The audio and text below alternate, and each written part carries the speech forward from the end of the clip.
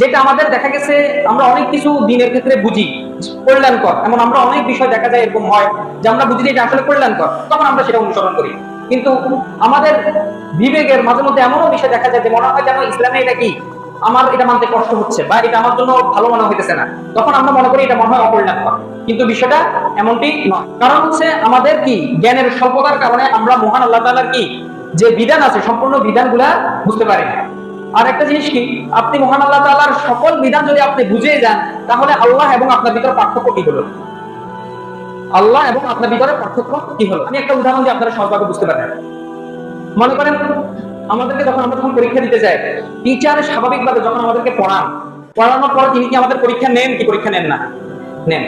তো পরীক্ষা নেওয়ার সময় টিচার কি এটা খেয়াল করে যে রে আমার স্টুডেন্ট তো এই প্রশ্নটা পারবে, আমি এই প্রশ্নটা দিই, এই প্রশ্নটা পারবে না এটা আমি দিব না, এটা কি টিচার খেয়াল করে? না, টিচার এটা খেয়াল করে না।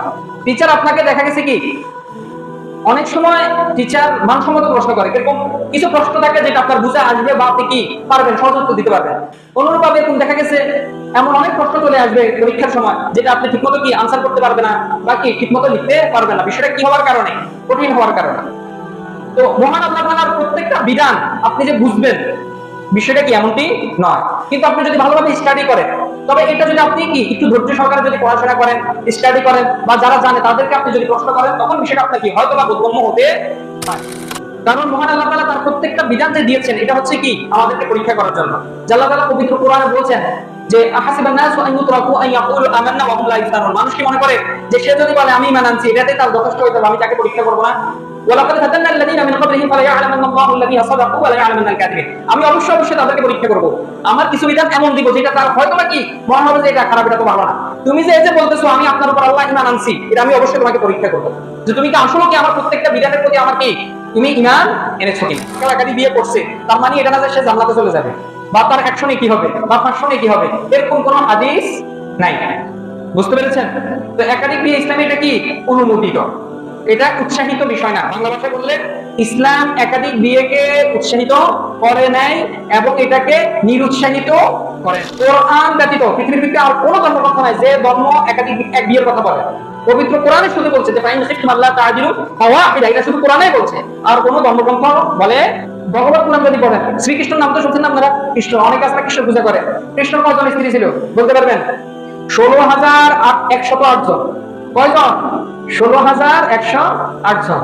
চিন্তা করেন। আর অথচ তারা তাদের ধর্মগ্রন্থের কোনো খবর নাই। আমাদের ধর্ম নিয়ে কি তাদের মাথা ব্যথা। আমরা সাইতে লাগলে তোমাদের এত মাথা ব্যথা, এত সমস্যা। তোমাদের যে কৃষ্ণ, তোমরা তার পূজা করো, হ্যাঁ? তার কয়জন স্ত্রী ছিল? 16,108। আপনি যদি পৃথিবীর যদি দিকে তাকান, বিভিন্ন দেশের দিকে, আপনি দেখবেন বেশিরভাগ দেশে দেখবেন যে পুরুষদের সংখ্যা নারীদের তুলনায় কি কম, মহিলাদের সংখ্যা কি পুরুষদের তুলনায় বেশি। বলেন না, বাংলাদেশে পুরুষদের সংখ্যা নারীদের তুলনায়, নারীদের সংখ্যা পুরুষদের তুলনায় 16 লক্ষ বেশি। বাংলাদেশে এরকম 16 লক্ষ নারী আছে যারা কি পুরুষ পাবে না যদি আপনি একজন করে বিয়ে করার ব্যবস্থা করেন। এটা হচ্ছে কি করার জন্য? তাহলে আল্লাহ তাআলা কি এই বিধান দিয়ে জুলুম করছে নাকি ইনসাফ করছে? অনেক দেশে বিভিন্ন কি সব দেশে এখন যুদ্ধ চলতেছে না, ঠিক না? বিপর্যয় হয় না। আপনাদের দেখেন যখন বিপর্যয় হয়, হ্যাঁ, প্রাকৃতিক বিপর্যয় বলেন, তারপর যুদ্ধ হয়, ওইখানে দেখবেন নারীদের তুলনায় পুরুষই কি বেশি মারা যায়। এমনকি দেখা যায় যে এই সকল যোদ্ধা এরা তো স্বাভাবিকভাবে স্বাভাবিক থাকে, অনেক যোদ্ধা, বেশিরভাগ যোদ্ধা দেখা যায় এরকম যারা বিবাহিত থাকে। তো এই যে যারা শহীদ হয়ে যারা মারা যায়, ঠিক আছে, তাদের তো স্ত্রী থেকে যায়, তো তাদের দায়িত্বটা কে নিবে? আমাদের সমাজের সিস্টেমটা এমন যে পুরুষরা দেখা গেছে পুরুষরা যখন শুনে যে এই মহিলার একাধিক সন্তান আছে বা তার সন্তান আছে, ওই মহিলাকে বিয়ে করতে চায় কি চায় না? চায় না। তো এই মহিলার তাহলে ব্যবস্থা কে নিবে? আপনি চিন্তা করেন, সমাজে এতিম নারী মনে হয় নাই? আছে কি নাই? আছে। তারপর গরিব নারী তো মনে হয় নাই। তারপরে অসুন্দরী নারী তো মনে হয় নাই। আমাদের দেশে তো সবাই সুন্দরী নারী, ঠিক আছে না? আপনি একটা জিনিস দেখেন, আমাদের সমাজের ব্যবস্থা মানে সিস্টেমটা দেখেন, বেশিরভাগ পুরুষ বিয়ে করার সময় কি দেখে? সৌন্দর্যটাকে সবচেয়ে বেশি প্রাধান্য দেয়। অথচ বাংলাদেশের অনেক নারী আছে যাদের শুধু বিয়ে, তার সম্পত্তি সম্পত্তি আছে, পড়াশোনাও আছে। আমি কয়েকটা মানে গল্প শুনছিলাম আর কি, একজন ভাইয়ের, মানে তিনি দেখা গেছে মানে ওই মেয়েদেরকে নিয়ে পুরুষদেরকে নিয়ে আলোচনা করে। তো একটা মেয়ে বলতেছে যে আমার এরকম শিক্ষা আছে। আমি দেখলাম যে অনেক শিক্ষা আছে, তার সরকারি চাকরি আছে, শুধুমাত্র তার চেহারা খারাপ হওয়ার কারণে তার বিয়ে হয়েছে না। তার আগে কোনো বিয়ে হয়নি। বুঝতে পেরেছেন? তার চেহারা একটু খারাপ হওয়ার কারণে, তার চোখটা একটু টেরা, তারপর দাঁতটা একটু বের হওয়া, এই শুধু অসুন্দরী হওয়ার কারণে তার কি হয় নাই বিয়ে। এই যে বন্ধা নারী আছে কি নাই? বন্ধা নারী তো বুঝেন যার সন্তান হবে না, ডাক্তার বলে দিছে। এই সকল নারী কি আছে? তো কম না বেশি? আছে, অনেক আছে। তারপরে দেখেন বিধবা নারী তো মনে হয় নাই আমাদের সমাজে, অনেক আছে। এই যে আপনি আমাদের যে একটা মানে গণঅভ্যুত্থান গেল 2024 সালে, অনেক পুরুষ মারা গেছে না বিবাহিত? আপনি দেখছেন কিনা? আমি তো কয়েকটা দেখছি যে তার 5টা সন্তান আছে, মহিলার কিছু নাই, গরিব। এই মহিলার দায়িত্বটা কে নিবে? আপনি বলতে জানেন কয়েক লক্ষ টাকা দিলে তো হয়ে যায়। কি ওই মহিলার কি চাহিদা নাই, জমি চাহিদা নাই? হ্যাঁ, টাকা দিলে টাকার মাধ্যমে কি সকল কিছু সমাধান? আজকে আমি পবিত্র জুমায় খুতবার বিষয় হিসেবে যে বিষয়টা নিয়ে আপনাদের সম্মুখে আলোচনা করব সেটা হচ্ছে ইসলামে পুরুষদের একাধিক বিয়ে করার অন্তর্নিহিত রহস্য নিয়ে ইনশাআল্লাহ নির্দিষ্ট সময় সংক্ষিপ্ত আকারে এই বিষয়ে আলোচনা করার ইচ্ছা পোষণ করছি। ওয়া মা তাওফীক ইল্লা বিল্লাহ আলাইহি তাওয়াক্কালতু ওয়া ইলাইহি উনীব। সম্মানিত মুসলিম کرام, মহান আল্লাহ তাআলা তার বান্দাদেরকে সুন্দরভাবে পৃথিবীতে পরিচালনা করার জন্য প্রত্যেক যুগে বিধান দিয়েছেন। তদ্রূপ মুহাম্মদ সাল্লাল্লাহু আলাইহি ওয়াসাল্লাম তার মাধ্যমে যে বিধানটা তিনি দিয়েছেন সেটা হচ্ছে কি পবিত্র কোরআন এবং সহিহ সুন্নাহ। আমাদের প্রত্যেক বিধান মানুষের বুঝে আসবে বা মানুষের অনুকূলে হবে বিষয়টা এমন নয়, কারণ আমাদের মস্তিষ্ক খুবই সংকীর্ণ, আমাদের ধ্যান ধারণা তো অনেক কি থাকে, ভুল থাকে। প্রত্যেক মানুষের চিন্তা ভাবনা এক হবে বিষয়টা কি এমন নয়। তো যেটা আমাদের দেখা গেছে আমরা অনেক কিছু দিনের ক্ষেত্রে বুঝি কল্যাণকর, এমন আমরা অনেক বিষয় দেখা যায় এরকম হয় যে আমরা বুঝি যে এটা আসলে কল্যাণকর, তখন আমরা সেটা অনুসরণ করি। কিন্তু আমাদের বিবেকের মাঝে মধ্যে এমনও বিষয় দেখা যায় যে মনে হয় যেন ইসলামে এটা কি আমার এটা মানতে কষ্ট হচ্ছে বা এটা আমার জন্য ভালো মনে হইতেছে না, তখন আমরা মনে করি এটা মনে হয় অকল্যাণকর। কিন্তু বিষয়টা এমনটি নয়। কারণ হচ্ছে আমাদের কি জ্ঞানের স্বল্পতার কারণে আমরা মহান আল্লাহ তাআলার কি যে বিধান আছে সম্পূর্ণ বিধানগুলা বুঝতে পারি না। আর একটা জিনিস কি, আপনি মহান আল্লাহ তাআলার সকল বিধান যদি আপনি বুঝে যান, তাহলে আল্লাহ এবং আপনার ভিতরে পার্থক্য কি হলো? আল্লাহ এবং আপনার ভিতরে পার্থক্য কি হলো? আমি একটা উদাহরণ দিয়ে আপনারা সহজভাবে বুঝতে পারবেন। মনে করেন আমাদেরকে যখন আমরা পরীক্ষা দিতে যাই, টিচার স্বাভাবিকভাবে যখন আমাদেরকে পড়ানোর পর তিনি কি আমাদের পরীক্ষা নেন কি পরীক্ষা নেন না? নেন। তো পরীক্ষা নেওয়ার সময় টিচার কি এটা খেয়াল করে যে রে আমার স্টুডেন্ট তো এই প্রশ্নটা পারবে, আমি এই প্রশ্নটা দিই, এই প্রশ্নটা পারবে না এটা আমি দিব না, এটা কি টিচার খেয়াল করে? না, টিচার এটা খেয়াল করে না। টিচার আপনাকে দেখা গেছে কি অনেক সময় টিচার মানসম্মত প্রশ্ন করে, কিরকম কিছু প্রশ্ন থাকে যেটা আপনার বুঝে আসবে বা আপনি কি পারবেন, সহজ উত্তর দিতে পারবেন। অনুরূপভাবে এরকম দেখা গেছে এমন অনেক প্রশ্ন চলে আসবে পরীক্ষার সময় যেটা আপনি ঠিকমতো কি আনসার করতে পারবে না বা কি ঠিকমতো লিখতে পারবেন না। বিষয়টা কি হওয়ার কারণে? কঠিন হওয়ার কারণে। তো মহান আল্লাহ তাআলার প্রত্যেকটা বিধান আপনি যে বুঝবেন বিষয়টা কি এমনটি নয়। কিন্তু আপনি যদি ভালোভাবে স্টাডি করেন, তবে এটা যদি আপনি কি একটু ধৈর্য সহকারে যদি পড়াশোনা করেন, স্টাডি করেন বা যারা জানে তাদেরকে আপনি যদি প্রশ্ন করেন, তখন বিষয়টা আপনার কি হয়তো বা বোধগম্য হতে পারে। কারণ মহান আল্লাহ তাআলা তার প্রত্যেকটা বিধান যে দিয়েছেন এটা হচ্ছে কি আমাদেরকে পরীক্ষা করার জন্য। আল্লাহ তাআলা পবিত্র কোরআনে বলেছেন যে আহাসিবান নাসু আন ইউতরাকু আন ইয়াকুলু আমান্না ওয়া হুম লা ইফতানুন। মানুষ কি মনে করে যে সে যদি বলে আমি ঈমান আনছি এটাতে তার যথেষ্ট হয়ে যাবে, আমি তাকে পরীক্ষা করব না? ওয়ালাকাদ ফাতান্না আল্লাযীনা মিন ক্বাবলিহিম ফালায়া'লামান্না আল্লাহু আল্লাযীনা সাদাকু ওয়া লায়া'লামান্নাল কাযিবিন। আমি অবশ্যই তাদেরকে পরীক্ষা করব। আমার কিছু বিধান এমন দিব যেটা তার হয়তো বা কি মনে হবে যে এটা খারাপ, এটা তো ভালো না। তুমি যে এই যে বলতেছো আমি আপনার উপর আল্লাহ ঈমান আনছি, এটা আমি অবশ্যই তোমাকে পরীক্ষা করব যে তুমি কি আসলে কি আমার প্রত্যেকটা বিধানের প্রতি আমার কি তুমি ঈমান এনেছো কিনা। তো এরকমই একটা বিষয় হচ্ছে কি ইসলামে একাধিক বিয়ের বিষয়টা। কারণ হচ্ছে আপনি যদি 1400 বছর আগে যান, একটু যদি খেয়াল করেন দেখবেন তখন এই যে একাধিক বিয়ের যে সিস্টেমটা, পলিগামি যেটাকে বলা হয়, তখনকার সময় মানুষদের কাছে এটা কোনো কিছুই কি মনে হতো না। দেখবেন মানুষ এটা নিয়ে কোনো খারাপ কিছু বলতো না বা মানুষ এটা নিয়ে কোনো খারাপ কিছু করতো না। কিন্তু বর্তমান আমরা এখন যে সমাজে বসবাস করি, সেটা অমুসলিম দেশ হোক মুসলিম দেশ হোক, ঠিক আছে, এই বিষয়টাকে কেন জানি কাফেররা তো মানতে তো রাজি না, এমনকি মুসলিমরা যারা মহান আল্লাহ তাআলার বিধানকে শ্রদ্ধা করে, ভালোবাসে, বিশ্বাস করে, তারাও কেউ কেউ এমন আছে যে এটাকে কি করতে চায় না, মানতে চায় না। তো এই বিষয়টা নিয়ে আমি যাতে আপনাদের মাঝে অনেক বিষয় থাকবে, ভুল ধারণা থাকবে একাধিক বিষয় সংক্রান্ত, হ্যাঁ, তো এই বিষয়টা ইনশাআল্লাহ আমি ক্লিয়ার করার চেষ্টা করব। বিশেষ করে আমি অনুরোধ করব আমার মা বোন যারা পর্দার আড়ালে আছেন তাদেরকে যে আপনি সম্পূর্ণভাবে বিষয়টা মনোযোগ সহকারে শোনার চেষ্টা করবেন। তা না হলে আপনি দেখা গেছে যে বিষয়টা শুনে অনেকে হয়তো মন খারাপ করে ফেলছে যে হুজুর আসছে কি জানি আমাদের জামাইদেরকে কি করবো, এখন একটা একটা ধরবো আর কেউ বিয়া করে। বিষয়টা কি এমনটা নয়। তো আল্লাহ তাআলা এখানে আপনাকে বুঝতে হবে যে আল্লাহ তাআলা যে এই বিধানটা যে দিছে এটা কেন দিচ্ছেন, এটা আপনাকে আগে বুঝতে হবে। আল্লাহ তাআলা তো কোরআনে বলছে যে আল্লাহ তাআলা তার বান্দাদের প্রতি কি করে না, জুলুম করে না। তাহলে এই যে আল্লাহ তাআলা, আপনার মনে হতে পারে আমি একজন নারী মানুষ, আল্লাহ তাআলা এই বিধানটা আমাকে দেয় নাই কিন্তু একজন পুরুষকে দিয়ে দিছে, ঠিক আছে, তো নাউজুবিল্লাহ, এটা তো মনে হচ্ছে যে আল্লাহ তাআলা মানে আমার উপর জুলুম করছে না। তো এই বিষয়টা যদি আপনি আজকে শুরু থেকে একদম শেষ পর্যন্ত শুনেন, ইনশাআল্লাহ আমার মনে হয় এই সংক্রান্ত যত ভুল ধারণা আছে আপনার কি কেটে যাবে, যদি আল্লাহ তাআলা আপনাকে সুস্থ একটা অন্তর দিয়ে থাকে। আর যদি আপনি যদি পথভ্রষ্ট হন, আপনার অন্তর যদি বক্র হয়, হ্যাঁ, অন্তর যদি রোগ আক্রান্ত হয়, তাহলে আমার আর এই বুঝার কি কোনো ফায়দা আপনার জন্য হবে না। হয়তো বা অন্য কোনো বোন বা অন্য কোনো মা কি বুঝে নিবে। তো যেহেতু এটা মহান আল্লাহ তাআলার বিধান, এটা নিয়ে অনেক কি ধূম্রজাল আছে, অনেক ভুল ধারণা আছে, এর জন্য ইনশাআল্লাহ আমি এই বিষয় নিয়ে আলোচনা করব। তো প্রথমে আমি আপনাদেরকে যে বিষয়টা নিয়ে আলোচনা করব সেটা হচ্ছে এক নম্বর যে পয়েন্ট, সেটা হচ্ছে ইসলামে একাধিক বিয়ের এটার বিধান কি। বিধান মানে হচ্ছে এখানে আমি বুঝাচ্ছি যে এটা কি ফরজ, সুন্নত, ওয়াজিব, মুস্তাহাব, এটা কি। তো ইসলামে একাধিক বিয়ে এটা স্বাভাবিকভাবে এটা হচ্ছে কি জায়েজ বা মুবাহ। ইসলামে পাঁচটা ক্যাটাগরি আছে, একটা হচ্ছে ফরজ বা ওয়াজিব, আর একটা হচ্ছে মুস্তাহাব, আর একটা হচ্ছে 3 নাম্বার হচ্ছে মুবাহ, 4 নাম্বার হচ্ছে মাকরুহ, 5 নাম্বার হচ্ছে হারাম। আমরা এই শব্দগুলো কম বেশি সবাই শুনছি। তো ফরজ কি, এটা তো আমরা জানি, এটা করলে নেকি আছে, না করলে গুনাহ আছে এবং শাস্তি পেতে হবে, ফরজ ওয়াজিব। মুস্তাহাব হচ্ছে যদি করেন নেকি আছে, না করলে কোনো কি নাই, গুনাহ নাই। আর মুবাহ হচ্ছে যেটাতে করলে নেকি নাই, না করলেও কোনো কি নাই, সমস্যা নাই। মাকরুহ হচ্ছে যদি আপনি ছেড়ে দেন নেকি পাবেন, যদি করেন গুনাহ হবে না। বুঝতে পারছেন? মাকরুহ হচ্ছে যদি করেন তাহলে কি হবে, গুনাহ হবে, কিন্তু যদি ছেড়ে দেন সেটা হচ্ছে কি উত্তম। তারপর হচ্ছে হারাম যেটা, সেটার জন্য হচ্ছে আপনি যদি করেন তাহলে এটার জন্য কি পেতে হবে, শাস্তি পেতে হবে এবং গুনাহ হবে। বুঝতে পেরেছেন?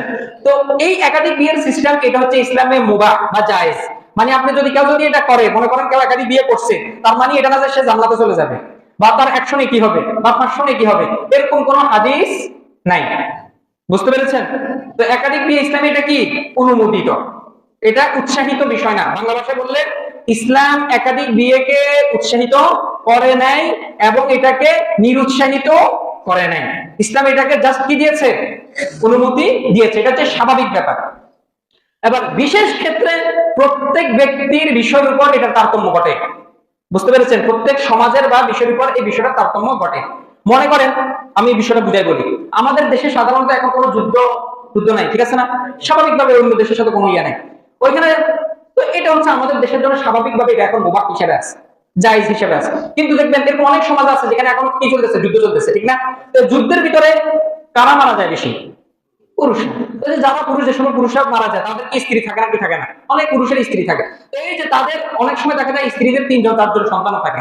তো এই সকল মহিলাদের তাহলে দায়িত্ব কে নিবে, যে তখন এই সকল মেয়েদের দায়িত্ব নেওয়ার জন্য পুরুষদের একাধিক বিয়ে তখন কি হয়ে যায়, ফরজ হয়ে যায়। বুঝতে পারছেন? বুঝতে পারছেন? তো এটা সমাজ এবং অবস্থা ভেদে এটার তারতম্য ঘটে, কিন্তু স্বাভাবিকভাবে এটার বিধানটা কি মুবাহ বা জায়েজ। বুঝতে পেরেছেন? তো এক্ষেত্রে আমি আমি যে আপনাদেরকে এটা বলছি যে এটা মুবাহ বা জায়েজ, এটা তো কোরআন এবং হাদিসের দলিল থেকে তো বলছি, ঠিক না? এটা কি আমার মুখের বানানোর কথা না। তো এক্ষেত্রে পবিত্র কোরআন মহান আল্লাহ তাআলা বলছেন যে ফানকিহু মা ক্বাবা লাকুম মিনান নিসাই মাসনা ওয়া সুলাসা ওয়া রুবা, যে তোমরা তোমাদের পছন্দমতো নারীদেরকে বিয়ে করো 2 জন 3 জন বা 4 জন। ফাইন খিফতুম, যদি তোমরা আশঙ্কা করো বা ভয় করো, আল্লাহ তাআদিলু, তোমরা ন্যায় বিচার করতে পারবে না, ফাওয়াহিদা, তাহলে কয়টা করো, একটা। যদি তোমরা এটা ভয় করো যে তুমি বিচার করতে পারবে না, সুন্দরভাবে সবাইকে একসাথে রাখতে পারবে না, ভালোভাবে কি ন্যায় বিচার করতে পারবে না, তাহলে তুমি একটা করো। এটা মহান আল্লাহ তাআলার বিধান। তারপরে এবার হাদিস থেকে একজন সাহাবী রাসূল সাল্লাল্লাহু আলাইহি ওয়াসাল্লামের কাছে এসেছেন, তিনি বলছেন যে আসলাম তু আইনদি তামান নিসওয়াতি, হে আল্লাহর রাসূল, আমি ইসলাম ধর্ম গ্রহণ করছি আর আমার 8 জন বউ আছে, এখন আমি কি করব? তো ফাযাকারতু যালিকা লিনবী সাল্লাল্লাহু আলাইহি ওয়াসাল্লাম, তখন সে এই বিষয়টা রাসূল সাল্লাল্লাহু আলাইহি ওয়াসাল্লামের কাছে কি বর্ণনা করেছেন। এবার রাসূল সাল্লাল্লাহু আলাইহি ওয়াসাল্লাম বলেন ইখতার মিনহুন্না আরবাআন, তুমি 4 জনকে বেছে বেছে রেখে দাও আর বাকি 6 জনকে কি করো, তালাক দিয়ে দাও। তাহলে ইসলামে একাধিক বিয়ের এটা অনুমোদিত আছে, সর্বোচ্চ কয়জন, 4 জন। মানে এবার এখানে বিষয় অনেকে ভুল বুঝে, সেটা কি অনেকে মনে করে কি, মনে করে একজন 4 বিয়ে করে ফেলছে, এখন তার একটা বউ হয়তো মারা গেছে বা কি চলে গেছে, তো সে মনে করে আমি তো 4টা পূরণ করে ফেলছি, আমার মনে হয় আমার যেহেতু বউ আরেকটা মরে গেছে, এখন তার কয়জন হয়ে গেছে, 3 জন, আমার মনে হয় আর বিয়ে করা জায়েজ নাই। না, এখানে বিষয়টা হচ্ছে আপনি সর্বোচ্চ একসাথে কয়জন দেখতে পারবেন, 4 জন। বিষয়টা হচ্ছে এটা, বুঝতে পারছেন? বুঝতে পেরেছেন? হ্যাঁ। আবার অনেকে মনে করেন সে একজন বিয়ে করছে, বিয়ে করার পর তার স্ত্রী চলে গেছে বা ডিভোর্স হয়ে গেছে বা মারা গেছে, তো মনে করেন সে তার আবার বিয়ে করছে, এবারে মনে হয় ধরেন 4 বার হয়ে গেছে, তো আবার মনে করেন তো সে মনে করে যে আমার যেহেতু 4টা হয়ে গেছে, মনে হয় আমার বিয়ে করার কি নেই, জায়েজ নাই। এটা হচ্ছে ভুল ধারণা। এখানে বিষয়টা হচ্ছে আপনি একসাথে সর্বোচ্চ কয়টা রাখতে পারবেন, 4টা, এর বেশি আপনি রাখতে পারবেন না। এবার 2 নম্বর যে পয়েন্টটা নিয়ে আলোচনা করব সেটা হচ্ছে যে ইসলামে একাধিক বিয়ে করার শর্তসমূহ। এটা কি ঢালাভাবে আপনি বেড়া হয়েছেন, পুরুষ হয়েছেন, আপনি 4টা করে ফেলবেন, না। আপনি একাধিক বিয়ে করবেন না, এটার জন্য না, এটার জন্য অবশ্যই কারা একাধিক বিয়ে করতে পারবে এটার জন্য শর্ত আছে ইসলামে। মা বোনরা, আমি অনুরোধ করবো আপনারা একটু মনোযোগ সহকারে শুনেন, কারণ আপনি যদি অল্প কিছু শুনেন, সম্পূর্ণভাবে না শুনেন, তাহলে আপনি দেখা গেছে আমারে খুতবার পরে গালিগালাজ করতে পারেন, আমার সমালোচনা করতে পারেন। এই জন্য মানে আমি যে বিষয়টা নিয়ে আলোচনা করতেছি, আপনার উচিত হচ্ছে, আপনার নৈতিক দায়িত্ব হচ্ছে সম্পূর্ণভাবে মনোযোগ সহকারে শোনা বিষয়টা। আর যদি কোনো কিছু না বুঝেন, আপনার হাজবেন্ড যারা আছে বা আপনার যদি ভাই থাকে তাদের থেকে বুঝে নিবেন, বা হাজবেন্ড থেকে বুঝে নিবেন। তাহলে 2 নম্বর যে বিষয়টা নিয়ে আলোচনা করবো সেটা হচ্ছে কি, একাধিক বিয়ে করার শর্তসমূহ। 1 নম্বর শর্ত, তার আর্থিক সামর্থ্য লাগবে। বুঝতে পেরেছেন? তার কি লাগবে? আর্থিক সামর্থ্য লাগবে। মানে তার আর্থিক সামর্থ্য নাই একাধিক বউ চালানো, সে তাহলে বিয়ে করতে পারবে না। এবার সে যত বীর পুরুষই হোক না কেন, সে যত সুঠাম দেহের মানুষ হোক না কেন, তার আর্থিক সামর্থ্য নাই, সে একাধিক বিয়ে করতে পারবে না। তাকে একটা নিয়ে সন্তুষ্ট থাকতে হবে। এমনকি আমি বলি, আর্থিক সামর্থ্য যদি কারণ না থাকে, মনে করেন তার কিচ্ছু নেই, যদিও রাসূল সাল্লাল্লাহু আলাইহি ওয়াসাল্লাম তার সময় বিয়ে দিয়ে দিয়েছেন, কিন্তু মানে সে যদি মনে করে যে কি আমার তো কোনো সমর্থন, আমি তো ওয়াইফকে কিছুই কি দিতে পারবো না, তাহলে তার জন্য ওলামায়ে কেরাম বলেন তার জন্য বিয়ে করা কি না, জায়েজ নাই। তার জন্য অবশ্যই কিছু এরকম ব্যবস্থা থাকতে হবে যাতে সে অন্ততপক্ষে ন্যূনতম তার স্ত্রীকে কি করতে পারে, ভরণ পোষণ দিতে পারে। তবে সে যদি চেষ্টা করে, তার নিয়ত যদি সহিহ হয়, ইনশাআল্লাহ এই ক্ষেত্রে আল্লাহ তাআলা কি করেন, সাহায্য করেন। এটা নিয়ে আরেকটা আলোচনা রাখা যায় যে রাসূল সাল্লাল্লাহু আলাইহি ওয়াসাল্লাম বলেছেন যে 3 শ্রেণীর মানুষ আছে যাদেরকে সাহায্য করা আল্লাহ তাআলার জন্য ওয়াজিব। আল্লাহ তাআলা নিজের উপর আবশ্যক করে নেন, আমি এদেরকে সাহায্য করবই। এক শ্রেণী হচ্ছে, আমি 3 শ্রেণীর কথা বলতেছি, এক শ্রেণী হচ্ছে তারা যে ব্যক্তি নিজের লজ্জাস্থানে হেফাজত করার জন্য, নিজের চরিত্র হেফাজত করার জন্য বিয়ে করার চেষ্টা করে। আল্লাহ তাআলা অবশ্যই এটা আল্লাহ তাআলা নিজের উপর আবশ্যক করে নেয়, ফরজ করে নেয় যে আমি এই ব্যক্তিকে কি করব, সাহায্য করব। বুঝতে পেরেছেন? এটাও যদি এরকম চেষ্টা করে আল্লাহ তাআলা অবশ্যই কি দেয়, সামর্থ্য দিয়ে দেয়। তাহলে 1 নম্বর শর্ত কি রাখবে, আর্থিকভাবে সামর্থ্যবান হতে হবে। কারণ হচ্ছে যেহেতু এই স্ত্রীর ভরণ পোষণ সম্পূর্ণভাবে কার দায়িত্ব, স্বামীর উপর, এজন্য তাকে আর্থিকভাবে সামর্থ্যবান হতে হবে। 2 নম্বর শর্ত, ভালো করে শুনেন, 2 নম্বর শর্ত হচ্ছে তাকে শারীরিকভাবে সামর্থ্যবান হতে হবে।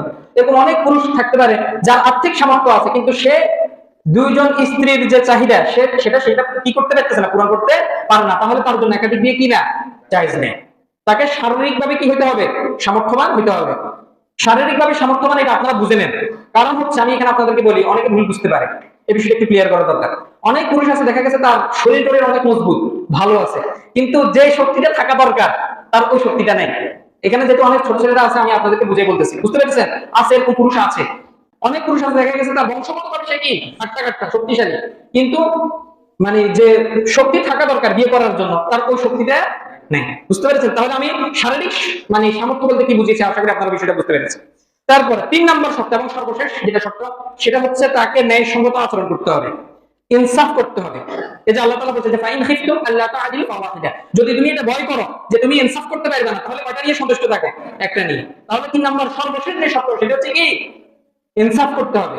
আপনি একজনের বেশি টাকা দিয়ে পয়সা দিয়ে রাখলেন, আর একজনের আপনি খবরে নিলেন না, না, যে ইনসাফ করতে পারে না।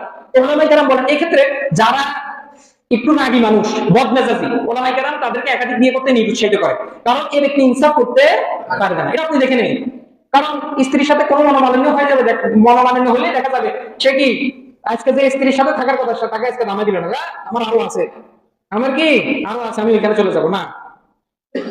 তো এক্ষেত্রে আপনাকে অবশ্যই কি করতে হবে, 3 নম্বর যে শর্ত সেটা হচ্ছে আপনাকে ইনসাফ করতে হবে। তাহলে একাধিক বিয়ে কি সবাই করতে পারবে? পুরুষ হলে কি করতে পারবে? ধনী হলে কি করতে পারবে না। আপনাকে কি করতে হবে, আর্থিক সামর্থ্য লাগবে, শারীরিক সামর্থ্য লাগবে, আর একটা হচ্ছে ইনসাফ লাগবে। এই 3টা জিনিস লাগবে। এবার ইনসাফের ক্ষেত্রে একটা বিষয় চলে আসে যে অনেকে মনে করে যে ভাই আমি তো একজন বউরে স্বাভাবিকভাবে একটু বেশি ভালোবাসি, ঠিক না? এরকম হয় যে কারো যদি একাধিক স্ত্রী থাকে, তার দেখা গেছে মানে অন্তরটা এক বইয়ের প্রতি একটু টান দেয়। তো এই ক্ষেত্রে ইনসাফ বলতে ভালোবাসা এখানে কি না, ধর্তব্য না। কারণ এই ক্ষেত্রে আল্লাহ তাআলা পবিত্র কোরআনে বলছে যে ওয়ালান তাসতাতিউ আন তা'দিলু বাইনান নিসাই ওয়ালাউ হারাসতুম, তুমি যতই চেষ্টা করো না কেন তোমরা কখনোই একাধিক স্ত্রীর ভিতরে ভালোবাসার ক্ষেত্রে তোমরা ইনসাফ করতে পারবে না। তবে আল্লাহ তাআলা বলছেন যে ফালা তামিলু কুল্লাল মাইলি ফাতাযারুহা কাল মুআল্লাকা, তবে এই ক্ষেত্রে খেয়াল রাখতে হবে যে তুমি একজনের দিকে ঝুঁকে গেছো, একজনের টাকা পয়সা বেশি দিতেছো, তাকে সমস্ত কি গয়না সবকিছু দিতেছো, আর একজনের এমনি ঝুলে রাখলে না, এরকম করিও না। ফালা তামিলু কুল্লাল মাইলি ফাতাযারুহা কাল মুআল্লাকা, তবে ওয়াইন তুসলিহু, তোমরা নিজেদেরকে যদি সংশোধন করে নাও, তাকওয়া এবং আল্লাহ তাআলাকে ভয় করো, তাহলে আল্লাহ তাআলা কি করবেন, ক্ষমা করে দিবেন। আল্লাহ তাআলা ক্ষমাশীল, এটা আল্লাহ তাআলা বলছেন। তো এখানে সেটা হচ্ছে কি, ভালোবাসার ক্ষেত্রে ইনসাফ করা এটা কি না, ধর্তব্য না। রাসূল সাল্লাল্লাহু আলাইহি ওয়াসাল্লাম তার একাধিক স্ত্রী ছিলেন, তিনি তার স্ত্রীদের মাঝে ইনসাফ করতেন কি করতেন না, করতেন। তিনি এমনকি দোয়াও করতেন যে আল্লাহ আমি সকল, আপনি এটা জানেন, আমার অন্তরের খবর আপনি জানেন, আমি আমার সকল বিবিদের মাঝে কি করি, ইনসাফ করি, কিন্তু আমি আয়েশাকে বেশি ভালোবাসি। কারণ এটা হচ্ছে আমার অন্তর, আমি অন্তরের উপর আমার কোনো নিয়ন্ত্রণ নাই। তো আপনাকে আচ্ছা কি কি বিষয় ইনসাফ করতে হবে সেটা বলে দিই। যেমন আপনার দেখা গেছে আর্থিক বিষয়ে ইনসাফ করতে হবে আপনাকে। ইনসাফের ক্ষেত্রে মনে করেন আপনার প্রথম স্ত্রী, তার আছে 3 জন সন্তান, 2 নম্বর স্ত্রী, তার কোনো সন্তান নাই। এখন আপনি চিন্তা করলে ইনসাফ তো করতে হবে। এখন এরও দিলেন 20,000 টাকা, এরও 20,000 টাকা, এটা কি ইনসাফ হইলো? না, এটা তো ইনসাফ হলো না। যার একটু সন্তান সন্ততি বেশি তাকে অবশ্যই কি দিতে হবে, বেশি দিতে হবে। আর যার দেখা গেছে কোনো সন্তান সন্ততি নাই, তার ভরণ পোষণের জন্য যতটুকু দরকার আপনাকে সেটাই করতে হবে। কারণ ইনসাফ নিয়ে অনেকে কি করে, ভুল বুঝে। বুঝতে পারলেন? একজন দেখা গেছে একজনের বউ হচ্ছে 5 ফুট, প্রথম স্ত্রী হচ্ছে ধরেন মনে করেন এই 5 ফুট 4 ইঞ্চি, দ্বিতীয় বউ দেখা গেছে 5 ফুট। সে চিন্তা করলে আমার তো ইনসাফ করতে হবে। ইনসাফ করলে কি করতে হবে, কোট টাকা একদম সমান মাপে কিনতে হবে না, এটা এটা ইনসাফ না। বুঝতে পারছেন? হ্যাঁ, তো যার তার উচ্চতা অনুযায়ী আপনি তার জন্য কাপড় নেবেন। বুঝে গেছে? ইনসাফ বলতে আপনি সবসময় সমান, এটা ইনসাফ না। এক্ষেত্রে আপনার মনে হতে পারে যে হুজুর আপনি কি কন, ইনসাফের ভালোবাসাই তো আসলে মেইন। আমার যদি আমি প্রথম স্ত্রী, আমি যদি আমার স্বামী সে যদি আরেকটা বিয়ে করে, সে যদি অন্য স্ত্রী যদি বেশি ভালোবাসে, দেখেন ভালোবাসা এটা হচ্ছে সম্পূর্ণ অন্তরের বিষয়। এটা শুধু যে স্বামী স্ত্রীর ভিতরে হয় বিষয়টা এমন না, এটা সব ক্ষেত্রেই হয়। যেমন আপনার আমার এখানে মুসল্লি, আমার এরকম হয় না যে আমার মুসল্লি আমি সবার সাথে কি সুন্দর আচরণ করি, কিন্তু এরকম হয় না যে আমি একটা মুসল্লিকে একটু বেশি ভালোবাসি, এখন আরেকজন যদি দাবি করে হুজুর আপনি মনে হয় এই বাইরে বেশি ভালোবাসেন, এটা কিন্তু ঠিক না। এটা হচ্ছে অন্তরের বিষয়। একজন দেখা গেছে আমার একটু প্রশ্ন বেশি করে, আমার খোঁজ খবর একটু বেশি নেয়, তার প্রতি স্বাভাবিক আমি একটু দুর্বল থাকবো না? তো এটা কি আমি অন্যদের উপর জুলুম করতেছি? না। মনে করেন একজন ক্লাস টিচার স্বাভাবিকভাবে সকল ছাত্র তার কাছে সমান, ঠিক না? তো যে ছাত্র পড়াশোনা একটু বেশি পারে বা উস্তাদের সাথে সুন্দর আচরণ করে, উস্তাদের খেয়াল নেয়, স্বাভাবিকভাবে ওই উস্তাদ কি তাকে বেশি ভালোবাসবে না? এখন অন্যান্য ছাত্ররা যদি বলে যে উস্তাদ আপনি তো আমাদের উপর জুলুম করতেছেন, আপনি ছাত্ররা বেশি ভালোবাসেন না, এখানে এটা জুলুম না। জুলুম তখন হবে যখন দেখা গেছে নাম্বার দেওয়ার সময় উস্তাদ কি করলো, ওই ছাত্র তো আমার একটু বেশি ভালোবাসে, মানে আমার একটু খোঁজ খবর বেশি নেই, এর নাম্বার বেশি বাড়াই দিই, দেখা গেছে সেইটা পাওয়ার উপযুক্ত না, তাকে নাম্বার বাড়াই দিল, এটাই হচ্ছে জুলুম। বুঝতে পেরেছেন? তো অন্তরের বিষয় এটা কখনো কি না, জুলুম না। কারণ এটা হচ্ছে মানে ভালোবাসা, এটা কার কার মানে কার সাথে কার হৃদয়ে টান লেগে যায় এটা তো আর কি বলা রাখে না। তো স্বাভাবিকভাবে, তো এক্ষেত্রে যদি কোনো মহিলা আপত্তি করে, আমি স্বাভাবিকভাবে তাদেরকে একটু বলেছি যে আপনি ভালো হওয়ার চেষ্টা করেন, ইনশাআল্লাহ স্বামীকে আপনিও কি তার কি কি পছন্দ আপনি সেটা করার চেষ্টা করেন, ইনশাআল্লাহ আপনারও ভালোবাসবে। বুঝতে পারছেন? তবে এক্ষেত্রে খেয়াল রাখতে হবে ইনসাফ কি আপনার। আরেকটা হচ্ছে ওই যদি সে মনে করেন রাত্রি যাপনের ক্ষেত্রে মনে করেন আপনার স্ত্রী আপনার সাথে খারাপ আচরণ করছে, আপনার পছন্দ হচ্ছে না, আপনার ভালো লাগতেছে না, আপনার যতই খারাপ লাগুক না কেন, আপনি যে স্ত্রীর যেদিন ডেট আপনি তাকে কি ওই দিন তার কাছে কি করতে হবে, থাকতে হবে, এটা হচ্ছে তার অধিকার। আপনি তার সাথে ঘনিষ্ঠ হন বা না হন সেটা হচ্ছে ভিন্ন বিষয়, কিন্তু তার কাছে কি করতে হবে, রাত্রি যাপন করতে হবে। তো এই হচ্ছে। এবার আসি, যে ব্যক্তি ইনসাফ করবে না কিয়ামতের দিন তার কি শাস্তি। যে পুরুষ তার একাধিক স্ত্রী আছে কিন্তু সে ইনসাফ করলো না, রাসূল সাল্লাল্লাহু আলাইহি ওয়াসাল্লাম এই ক্ষেত্রে বলছেন মান কানা লাহু ইমরাআতান, যার 2 জন বিবি আছে, ঠিক আছে, ফামালা ইলা ইহদাহুমা, সে কোনো একজনের প্রতি কি হয়ে গেল, ঝুঁকে গেল, একজনকে কি করলো, সবকিছু বেশি দিয়ে দিল, ভরণ পোষণের ক্ষেত্রে সবকিছু অতিরঞ্জন করে ফেললো, বেশি ঝুঁকে গেল, যা ইয়াউমাল কিয়ামাতি ওয়া শিকহুহু মাইলুন, তাহলে কিয়ামতের দিন সে এমন অবস্থায় আসবে যে তার একদিকে কি বাঁকা। মানুষ তাকে দেখে চিনতে পারবে যে কি এই ব্যক্তি কি দুনিয়াতে কি করে নাই, বউদের মাঝে ইনসাফ করে নাই। এজন্য এটা খেয়াল রাখতে হবে। বুঝতে পেরেছেন? শুধু একাধিক বিয়ের কথা শুনলে খুশি হওয়ার কোনো কারণ না, আগে চিন্তা করতে হবে যে আমি ইনসাফ করতে পারবো কিনা। বুঝে গেছে? এটা হচ্ছে 2 নম্বর বিষয়। আবার 3 নম্বর যে বিষয়টা, এটা অত্যন্ত গুরুত্বপূর্ণ একটা বিষয়। কারণ হচ্ছে সমাজে সবাই যে একাধিক বিয়ে এটা মেনে নিবে বা এটাকে স্বাভাবিকভাবে নিবে বা এটাকে সবাই পছন্দ করবে, বিষয়টা কি এমনটা না। তো স্বাভাবিক কিছু মানুষ আছে দেখবেন যারা ইসলাম বিদ্বেষী, এরা ইসলামের এই বিষয়টা নিয়ে মুসলমানদের সাথে অনেক কি করে, যায় জামিলা করে কি করে না। আপনারা হয়তো জানেন না, যারা ভার্সিটি পড়ে, এই যে ঢাকা ইউনিভার্সিটি বড় বড় ভার্সিটি পড়ে, আমরা মাঝে মধ্যে সংবাদ পাই, আমাদের কিছু ভাইরা বলে যে ভাই আমাদেরকে এটা কি বলে, একটা ভাই বলতেছে ভাই একটা ছেলে আছে সে শুধু আমার দেখলে এমনি এমনি করে। বুঝতে পারছেন? আমাকে দেখলে কি করে, এমনি এমনি এমনি এমনি মানে কি চার বিয়ে, ঠিক আছে, তো সে আমার দেখলে মানে আমার চেতা। এখন ওটা বলছে আপনি চেতেন, আপনি চেতেন না, আপনি তাকে বিষয়টা হয়তো সে জানে না, আপনি চেষ্টা করেন তার ভুল ভাঙানো। তো সবাই যে এরকম এটাকে স্বাভাবিকভাবে নিবে বিষয়টা এমনটি না। স্বাভাবিক মানে একটা জিনিস দেখা যায় সেটা হচ্ছে কি, এই ইহুদি এবং খ্রিস্টান যারা অমুসলিম আছে এরা বিষয়টা নিয়ে অনেক কি করে, মুসলমানদেরকে অপমানিত করে। তো এক্ষেত্রে আপনি যদি টিকপট ট্যাগ যদি না দিতে পারেন তাহলে সে আপনাকে অপমান করেই যাবে। তো তাকে টিকপট ট্যাগ এটা কি দেওয়া দরকার কি দরকার না, অবশ্যই দরকার আছে। তো এই ক্ষেত্রে দেখেন ইসলামে শুধু একাধিক বিয়ের এই বিষয়টা ইসলামে সীমাবদ্ধ না, এটা শুধু ইসলামে নাই। আপনি যদি বাইবেল পড়েন, খ্রিস্টানদের ধর্ম গ্রন্থ পড়েন, খ্রিস্টানদের ধর্ম একাধিক বিয়ের কথা আছে। বুঝতে পেরেছেন? কোরআন ব্যতীত পৃথিবীর ভিতরে আর কোনো ধর্মগ্রন্থ নাই যে ধর্ম একাধিক এক বিয়ের কথা বলে। পবিত্র কোরআনে শুধু বলছে যে ফাইন খিফতুম আল্লাহ তা'দিলু ফাওয়াহিদা, এটা শুধু কোরআনেই বলছে, আর কোনো ধর্মগ্রন্থ বলে নাই। বুঝতে পেরেছেন? তো খ্রিস্টান ধর্মে তো আপনাকে অবশ্যই উত্তর জানতে হবে। খ্রিস্টান ধর্ম আছে, আপনাকে যদি সে যদি খ্রিস্টান হয়, আপনাকে যদি এই বিষয়টা নিয়ে কি করে অপমান করে, আপনিও তাকে বলেন যে ভাই খ্রিস্টান ধর্ম কি, আমি তো স্যার গিয়ে আবার তোমাদের ধর্মগ্রন্থ থেকে বলি যে তোমাদের ধর্মগ্রন্থে কয়টা আছে। খ্রিস্টান ধর্ম যদি আপনি আদি পুস্তক পড়েন, মানে এটাকে বলা হয়, তারা বলে বুক অফ জেনেসিস। তো এটা 4 নম্বর অধ্যায় 19 নম্বর অনুচ্ছেদে আছে যে লামাক নামক একজন ব্যক্তি, তার দুজন স্ত্রী ছিল, এই যে একাধিক বিয়ে। তারপরে 2 নম্বর দলিল আদি পুস্তক 16 নম্বর অধ্যায় 1 থেকে 4 নম্বর অধ্যায়, একজন ব্যক্তি তার দুজন স্ত্রী ছিল। তারপর আদি পুস্তক 29 নম্বর অধ্যায় এই 15 থেকে 30 নম্বর অনুচ্ছেদ, ওইখানে একাধিক বিয়ের কথা আছে। তারপরে প্রথম শমূয়েল 25 নম্বর অধ্যায় 43 নম্বর অনুচ্ছেদ, ওইখানে একাধিক বিয়ের কথা আছে। তারপরে 5 নম্বর দলিল প্রথম রাজাবলী ওইখানে আছে যে সুলাইমান আলাইহিস সালাতু ওয়াস সালাম, আমরা যাকে সুলাইমান আলাইহিস সালাতু ওয়াস সালাম, পবিত্র কোরআনে কি সুলাইমান আলাইহিস সালাতু ওয়াস সালামের স্ত্রীদের কথা বলা আছে? না, পবিত্র কোরআনে সুলাইমান আলাইহিস সালাতু ওয়াস সালাম সম্পর্কে আছে। কিন্তু বাইরে যদি আপনি বলেন প্রথম রাজাবলী 11 নম্বর অধ্যায় 1 থেকে 3 নম্বর অনুচ্ছেদ আছে সুলাইমান আলাইহিস সালাতু ওয়াস সালাম তার স্ত্রী ছিল 700 জন। কতজন? 700 জন। বুঝছো, তোমাদের বাইবেলে আছে 700, একজন ব্যক্তি একজন নবী তার কয়জন স্ত্রী ছিল? 700 জন স্ত্রী ছিল। তো ভাই 700 জন দেখতে পারলে তো আমরা 4 জন দেখলে সমস্যা কোথায়? ঠিক না? এটা হচ্ছে খ্রিস্টান ধর্মের কথা বললাম। তারপরে এটা নিয়ে স্বাভাবিক, আমাদের দেশে তো যেহেতু খ্রিস্টান কম, খ্রিস্টানদের থেকে আক্রমণ হওয়ার সম্ভাবনা খুবই কম, ঠিক আছে না? কিন্তু আমাদের দেশে কারা বেশি? হিন্দু বেশি। এবার হিন্দু ধর্মগ্রন্থ আপনি যদি পড়েন, প্রায় 12টা না 13টা জায়গায় আছে একাধিক বিয়ের কথা হিন্দু ধর্ম। তো এর থেকে আমি 5টা নিয়েছি, কারণ আমি সবগুলো বলার সময় পাবো না। তো রামায়ণ আছে, রামায়ণ যদি আপনি পড়েন, এই যে বলকাণ্ড সর্ব নাম্বার 7, এখানে আছে রাজা দশরথ তার 3 জন স্ত্রী আছে না। 2 নম্বর দলিল মহাভারত আদি পর্ব অধ্যায় 110 থেকে 112, ওইখানে আছে যে পাণ্ডু নামক একজন ব্যক্তি তার 2 জন স্ত্রী ছিল। 3 নম্বর দলিল মহাভারত আদি পর্ব 90 থেকে 97 নম্বর অধ্যায়, ওখানে আছে রাজা শান্তনু নামক একজন ব্যক্তি তার 2 জন স্ত্রী ছিল। আমাদের ধর্মে তো দেখা গেছে কি পুরুষের একাধিক বিয়ের কথা আছে, হিন্দু ধর্মে মহিলাদের একাধিক বিয়ে আছে। হিন্দু ধর্মে কি মহিলাদের একাধিক বিয়ে আছে। দলিল মহাভারত সভাপর্ব অধ্যায় নম্বর 43, দ্রৌপদী নামক একজন মহিলা, সে একসাথে 5 বারে বিয়ে করছে। অন্য পুরুষ না, একসাথে কয় বাইরে? 5 বারে বিয়ে করছে। যে শুধু পুরুষ না, আমাদের তো শুধু পুরুষরা করে, তোমাদের মহিলারাও একাধিক বিয়ে করছে। বুঝতে পেরেছেন? তো তাদেরকে দেখা গেছে এই দলিলগুলোর মাধ্যমে, এখানে আমি বলবো না যে এখানে দেখা গেছে অন্যায় হচ্ছে বা সবকিছু অন্যায় হচ্ছে, আমি এটা বলবো, কারণ তখনকার সমাজে হয়তো কি এটা প্রয়োজন ছিল, ঠিক আছে না? তো সবাই তো আরব থেকে ইসলামের এই বিষয়টা নিয়ে মানে খোলামেলা আলোচনা করবে না বা বুঝার জন্য আলোচনা করবে না, বেশিরভাগ মানুষ আপনাকে আক্রমণ করার জন্যই আলোচনা করবে, এই বিষয়টা আনবে। বুঝতে পেরেছেন? তো আপনি যাতে উত্তর দিতে পারেন, এজন্য আপনাকে দলিলগুলো মুখস্থ করা খুবই দরকার। তারপরে সর্বশেষ ভগবত পুরাণ যদি পড়েন, শ্রীকৃষ্ণের নাম তো শুনছেন না আপনারা? কৃষ্ণ, অনেকে আছে কৃষ্ণ পূজা করে। কৃষ্ণের কয়জন স্ত্রী ছিল বলতে পারবেন? 16,108 জন। কয়জন? 16,108 জন। চিন্তা করেন। আর অথচ তারা তাদের ধর্মগ্রন্থের কোনো খবর নাই, আমাদের ধর্ম নিয়ে কি তাদের মাথা ব্যথা। তো তাদেরকে এই যে কথা বলবেন, এই ছেলে, এই যে আমরা সাইড লাগলে তোমাদের এত মাথা ব্যথা, এত সমস্যা, তোমাদের যে কৃষ্ণ তোমরা তার পূজা করো, হ্যাঁ, তার কয়জন স্ত্রী ছিল? 16,108 জন।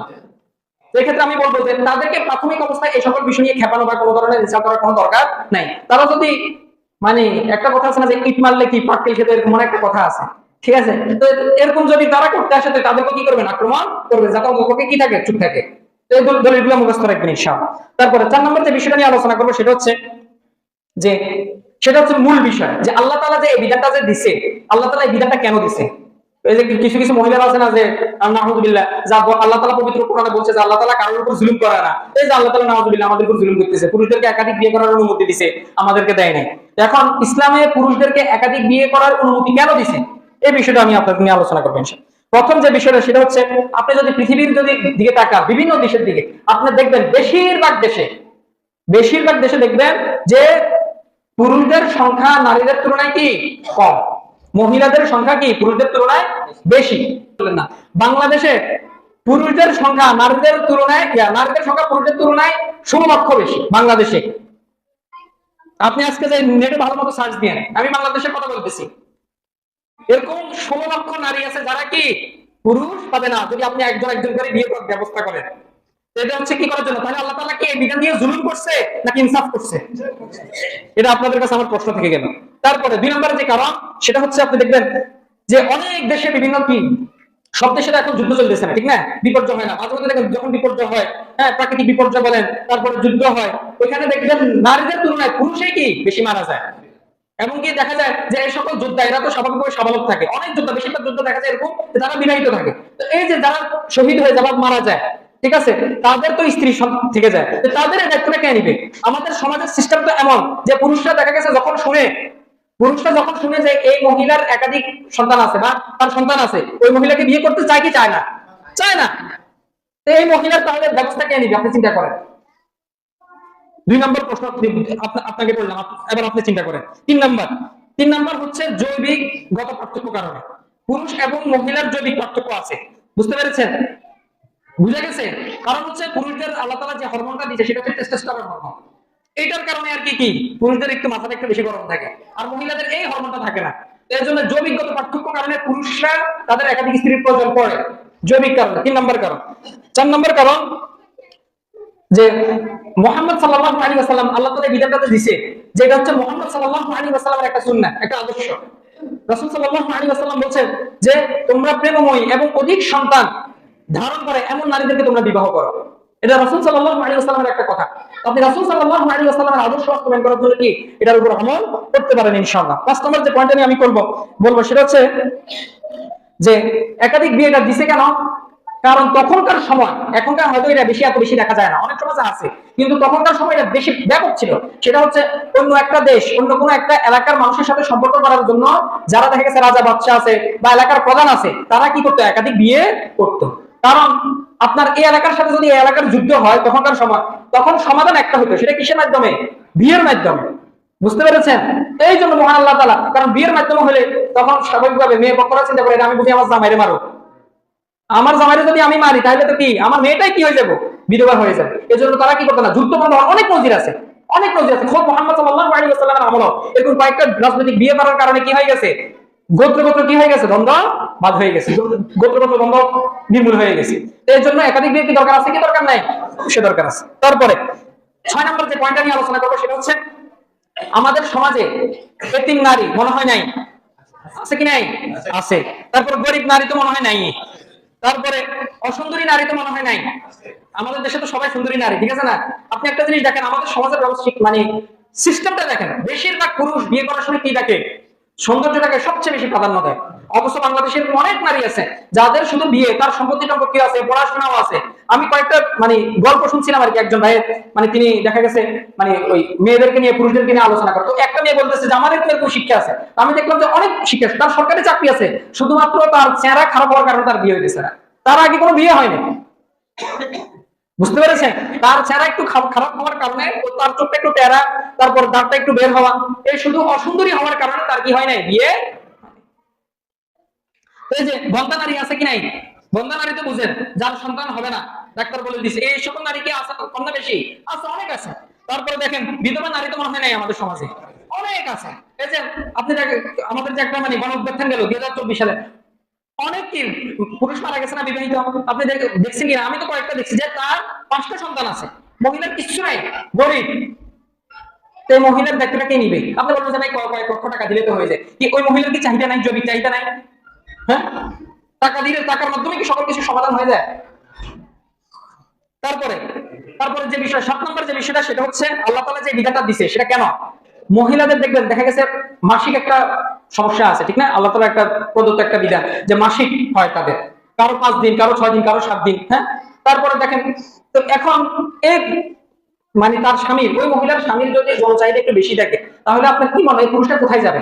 তার স্ত্রী তো কি আছে, মাসিক চলতেছে, এখন সে কি করবে? তার এটা সুবিধা না যে তার যদি আরেকজন স্ত্রী থাকে তাহলে সে তার স্ত্রীর সাথে তার প্রয়োজন মিটাইলো? এটা কি সুবিধা না? নাকি সে যৌনপল্লীতে যাবে? এই জন্য আল্লাহ তাআলা এই বিধানটা দিয়েছে। তারপর দেখেন এই যে কোন নারী যদি গর্ভবতী হয়, গর্ভে সন্তান আসে, ডাক্তাররা বলে যে সন্তান হওয়ার 2 মাস আগে, 2 মাস আগে এবং সন্তান হওয়ার 2 মাস পরে তার সাথে কি করা যাবে না? শারীরিক সম্পর্ক করা যাবে না। তাহলে এই পুরুষটা যাবে কোথায়? দরকার এই যায় 5 মাস, এই পুরুষটা কি করবে? যাদের এই সমস্যাটা হয় বা যারা বাবা হয়েছেন তারা বলতে পারবে যে তাদের কি অবস্থার ভিতরে যাইতে হয়েছে। এই জন্য মহান আল্লাহ তাআলা কি এই বিধানটা দিয়েছেন। কারণ অনেক পুরুষ আছে দেখা গেছে তারা ধৈর্য ধারণ করতে পারে, আপনি আমাকে বলেন যে ভাই এক পুরুষকে না, কিছু পুরুষের তাদের ধৈর্য ক্ষমতা আছে, কিন্তু অনেক পুরুষ আছে যাদের কি নাই ধৈর্য ক্ষমতা এরকম নাই, তো সেই ক্ষেত্রে কি করবে? আর আল্লাহ তাআলা তো এটা সবার জন্য কি করে নাই, ফরজ করে নাই। অনেক পুরুষ আছে তার যদি সমস্যা থাকে, এটা তার যদি কি আর্থিক সামর্থ্য না থাকে, তাহলে সে কি করতে পারবে না, করতে পারবে না, একাধিক বিয়ে করতে পারবে না, সে ব্যাপারে আসবো আর্থিক সামর্থ্যের ব্যাপার। তারপর হচ্ছে মানে 8 নম্বর যে বিষয়টা সেটা হচ্ছে মনে করেন কারো স্ত্রী দীর্ঘদিন যাবত অসুস্থ, এরকম হয় না যে বাচ্চা যখন প্রসব করছে, করার পর তার সমস্যা হচ্ছে, যে ডাক্তার বলছে যে আপনি আর কি করতে পারবেন না, সন্তান নিতে পারবেন না, এখন ওই ব্যক্তি চাচ্ছে যে তার আরো সন্তান হোক, তার আরো সন্তান হোক, এখন সে কি করবে? আপনি বলেন, আপনি একটা সমাধান দেন না, এই একটা সন্তান নিয়ে তাকে সন্তুষ্ট থাকবে? এখন বড় হলো এই একটা সন্তান যদি বকাটে হয়ে যায়, মা বাবার দায়িত্ব না নেয়, তাহলে বাবা মা কোথায় যাবে? আমাদের সমাজে তো দেখা যায়, দেখো বেশিরভাগ এরকম দেখা যায় যে একটা সন্তান বেশি আদর টাদর পেয়ে কি নষ্ট হয়ে গেছে, বকাটে হয়ে গেছে, মা বাবার খবর নেয় না। এই যে আমাদের বাসায় একজন কাজের মহিলা আছে, তো বলতেছে যে আমি আমার গয়না অলংকার সবকিছু বিক্রি করে দিয়ে ছেলেদের সিএনজি কিনে দিছি, ছেলে সিএনজি বিক্রি করে বিয়ে করছে, বিয়ে করে মনে হয় শ্বশুর বাড়ির সাথে কি সে মিলেমিশে থাকে, আমারে কি টাকা পয়সা কোনো কিছু দেয় না। এখন মহিলার কি করবে? অথচ সম্ভ্রান্ত ঘরের মেয়ে মহিলা কিছু করতে না পারে, এখন কি করে মানুষের ঘরে ঘরে কাজ করে। কিন্তু তার যদি আরেকজন সন্তান থাকতো হয়তো সে এরকম হইতো কিনা, সে তার মার দায়িত্ব নিত। স্বাভাবিকভাবে আপনি দেখবেন যে কারো যদি 2-3টা সন্তান থাকে, এক ভাই যদি জুলুম করে মায়ের উপর, আরেক ভাই কি করে? মাকে টাকেল দেয়, মা কি করে? দেখাশোনা করে, আর্থিকভাবে তাকে হেল্প করে, করে কি করে না? দরকার আছে। তারপরে 9 নম্বর যে পয়েন্টটা সেটা হচ্ছে আপনি দেখেন আমাদের বাংলাদেশ থেকে শুরু করে বিভিন্ন দেশে পতিতালয়ের সংখ্যা দিন দিন বাড়তেছে না কমতেছে? বাড়তেছে, বড় হারে বাড়তেছে। আপনি প্রত্যেকটা জেলাতে দেখেন, আপনি এখন তো জেলার উপজেলার ভিতরে জানে, সবাই জানে, কেউ কোনো ব্যবস্থা গ্রহণ করে না যে বিল্ডিং এ কি হয়। এই মসজিদে আমরা জানি, কিছু বিল্ডিং এর খবর আমরা জানি যে এখানে এই কাজগুলো হয়, আমরা এলাকার নাম পর্যন্ত জানি যে এখানে এই কাজগুলো হয়, পুরুষরা যায়, মহিলারা যায়, সবাই জানে, ছোট ছোট বাচ্চারাও জানে। তো এক্ষেত্রে কি হয়, এই যে পরকীয়ার ব্যাপারটা, তারপর আরো অনেক ব্যাপারটা কি ঘুরতেছে, পুরুষরা দেখা গেছে জনপুলিশে যাইতেছে, এক্ষেত্রে কি মহিলারাও কি তারা তাদের মানে দেখা গেছে কি বলে সংসারের দায়িত্ব এড়ানোর জন্য তারা এই পেশাটা গ্রহণ করে নিচ্ছে, অনেক নাই। তো সমাজে অনেক ফিতনা ফাসাদ সৃষ্টি করতেছে কি এই পতিতালয়গুলো। এই পতিতালয়গুলো যদি আপনাকে কমাইতে হয়, যদি কমাইতে হয় তাহলে অবশ্যই একাধিক বিয়ে সিস্টেমটা চালু করতে হবে, কেউ একাধিক বিয়ে করতে হবে, তা না হলে কি পতিতালয় বন্ধ হবে না। যদি এখন আপনি যদি মনে করেন যে ভাই পতিতালয় চলে চলুক, আপনি দেখবেন আল্লাহ না করুক হয়তো আপনার মেয়েও এখানে কি করতে পারে, নিজের নাম লাগাইতে পারে, আপনার বোন যেতে পারে ওইখানে, আপনার খালাও যেতে পারে ওইখানে। আপনি এটা চান কিনা দেখি, ভাইকে হাত তুলে চান যে আমি চাই যে আমার মেয়ে, আমার বোন, আমার খালা, আমার ফুফু পতিতালয় যাক, এটা আমি চাই? একজন পুরুষ তো হাত তুলতে চান না, কারণ কেউ এটা চায় না। আরেকজনের বোনের বেলায়, আরেকজনের মায়ের বেলায় ঠিক মতো আমরা চাই, কিন্তু নিজের বেলা চাই না।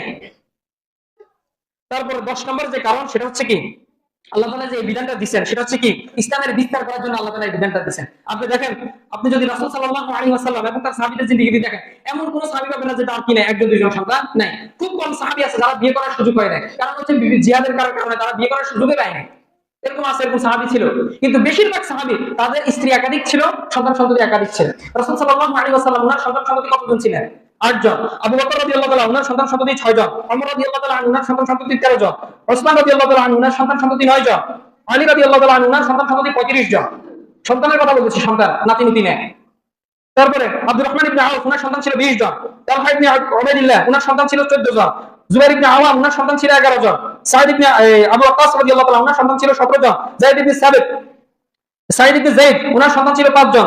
আর আবু উবাইদুল্লাহ ইবনে জাররাহ, যারা আমি এখানে কাদের কথা বলছি, যারা জান্নাতের সুসংবাদ প্রাপ্ত সাহাবী, এই 11 জনের 138 জন সন্তান। এই 11 জন, আমি তো আরো অন্যান্য সাহাবীদের কথা বলি নাই, যারা জান্নাতের সুসংবাদ প্রাপ্ত সাহাবী 10 জন, তাদের কথা বলতেছি। তো এই যে এই ক্ষেত্রে কি ইসলামের বিস্তার হচ্ছে কি হচ্ছে না? হচ্ছে। তো ইসলামের বিস্তার করার জন্য, যাতে ইসলাম সারা পৃথিবীর ভিতরে যাতে ছড়ে যায়, এই জন্য মহান আল্লাহ তাআলা এই বিধানটা দিয়েছেন। এখন কোন নারী যদি এটাতে বাধা দেয়, তার মানে আপনি কিসের বাধা দিচ্ছেন? আপনি ইসলাম বিস্তার করা দিচ্ছেন না। ইসলাম বিস্তার হোক, ইসলাম সারা পৃথিবীর ভিতরে ছড়ে যাক, আপনি এটা চাচ্ছেন না পরোক্ষভাবে।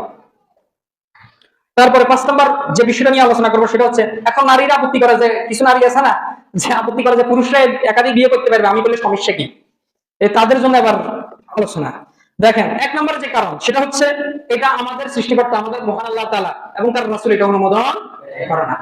এমনকি কোন ধর্মগ্রন্থ, প্রধান ধর্মগ্রন্থ হিন্দুদের ধর্মগ্রন্থ তো দেখা গেছে, আমি যেগুলো কথা বলছি যে মহিলা একাধিক বিয়ের কথা, এটা হচ্ছে যেটা দেখা গেছে মানুষের লেখা সেটাতে আছে, কিন্তু হিন্দুদের ধর্মগ্রন্থ আরেকটা হচ্ছে স্মৃতি, মানে যেটা হচ্ছে কি ঋগ্বেদ, তারপর যজুর্বেদ, সামবেদ, অথর্ববেদ এবং কি উপনিষদ, এগুলাতে একাধিক বিয়ের কথা নাই। মানে মহিলারা একাধিক বিয়ে করতে পারবে এই বিধান নাই, পুরুষরা আছে, পুরুষরা করতে পারবে এটা আছে। পৃথিবীর কোন ধর্ম আপনি যদি জন্মগ্রন্থগুলো পড়েন আপনি ওখানে এমন পাবেন না যে কি মহিলাদের একাধিক বিয়ের কথা বলেছে, বাইবেল আপনি পাবেন না। তারপরে এটা হচ্ছে তাহলে কি মহান আল্লাহ তাআলা আগের যে বিধানগুলো ছিল মানে যে গ্রন্থগুলো ছিল এগুলো হচ্ছে তখনকার সময়। এখন আমাদেরকে সমগ্র মানব জাতি কোনটা অনুসরণ করবে? পবিত্র কোরআন এবং রাসূল সাল্লাল্লাহু আলাইহি ওয়াসাল্লাম হাদিস। এখন এটা হচ্ছে কি মহান আল্লাহ তাআলা এটা অনুমোদন করে না, এক নম্বর। দুই নম্বর কারণ হচ্ছে যে সেটা হচ্ছে মহিলাদের মনস্তান্ত্রিক কারণ। মহিলারা দেখবেন তারা ইনসাফ করতে পারবে না। মনে করেন তার একজন মহিলার 4 জন স্বামী আছে, সে একজনের না একজনের দিকে ঝুঁকে যাবে, বুঝতে পারছেন? মনে করেন একজন একটু কোমল আচরণ করে, ভালো আচরণ করে, তার সাথে কি ওই মহিলা ঝুঁকে যাবে, বাকিদের দিকে সে আর খেয়াল রাখবে না। আপনারা আমার কথা বুঝতে পারছেন কিনা? রাগ করিয়েন না।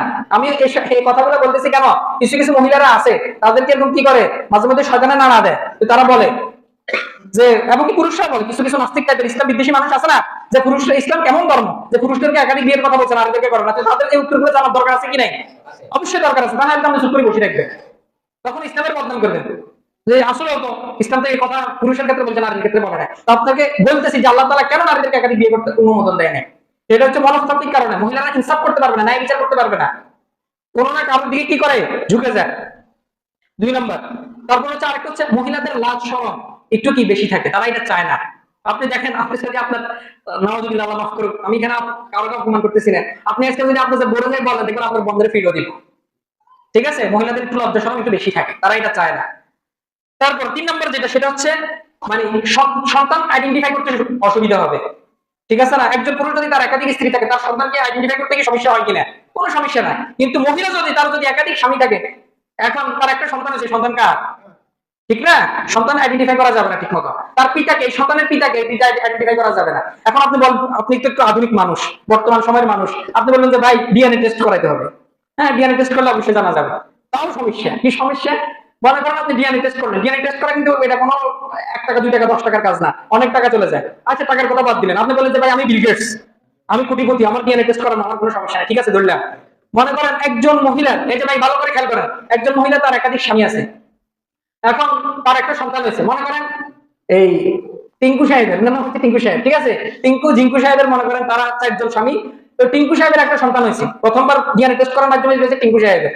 তারপরে যখন আবার সন্তান হয়েছে ওই মহিলা, তখন ডিএনএ যখন আবার টেস্ট করেছে তখনও দেখা যায় কি ওই সন্তানটা কার? মনে করেন টিঙ্কু সাহেবের। তো এখন এই 3 স্বামীর ভিতরে ঝগড়া লাগবে কি লাগবে না? বলবো যে কি রে, খালি তোরেই সন্তান ঘুরে ফিরে ডিএনএ টেস্টের মাধ্যমে তোরেই প্রমাণ হইতেছে, তো আমরা কি লাই আছি এখানে? তখন কি আপনি আমার কথা মনে বুঝতেছেন না? বুঝতে পারছেন? আসলে বুঝার কথা, আমি তো ভাঙি ভাঙিয়ে বলতেছি, না বুঝলে আর কিছু করার নেই, কখনো সমস্যা হবে, বুঝতে পেরেছেন? তো তারপরে 4 নম্বর যেটা সেটা হচ্ছে পুরুষের সংখ্যা। এই যে আপনি আপনাদেরকে কিছুক্ষণ আগে বলছি যে পুরুষের সংখ্যা নারীদের তুলনায় বেশি না কম?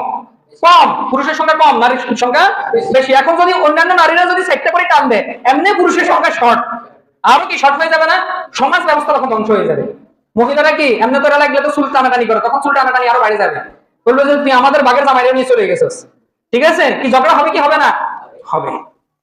তারপর 5 নম্বর যে সমস্যা দেখা দিবে সেটা হচ্ছে যে মহিলাদের, আমরা একটু আগে বলছি যে মহিলাদের মাসিক, গর্ভধারণ, গর্ভ পরবর্তী, এখন মনে করেন কোন একজন নারী সে গর্ভবতী, এখন এই পুরুষরা 4 মাস পর্যন্ত যাইতে পারবে না, এতে দেখা গেছে একজন পুরুষ কি করতে হবে, ওই 4 মাস পর্যন্ত অপেক্ষা করবে। এখন কি এটা কি সম্ভব? এটা সম্ভব না।